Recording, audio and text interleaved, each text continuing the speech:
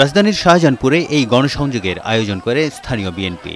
নির্বাচনী মিছিল হলেও দোয়া মাহফিলে পরিণত হয় কর্মসূচি। বিএনপি চেয়ারপারসনের জন্য মোনাজাতে অংশ নেন দলের স্থায়ী কমিটির সদস্য মির্জা আব্বাস।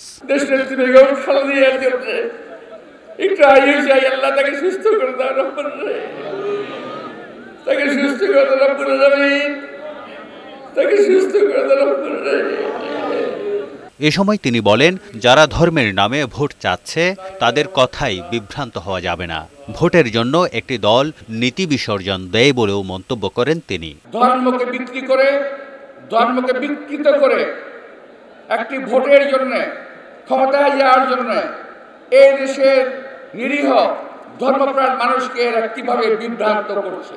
এর আগে পল্টনে বাংলাদেশ ফটো জার্নালিস্ট অ্যাসোসিয়েশনের পুরস্কার বিতরণী অনুষ্ঠানে অংশ নেন বিএনপির স্থায়ী কমিটির সদস্য মির্জা আব্বাস।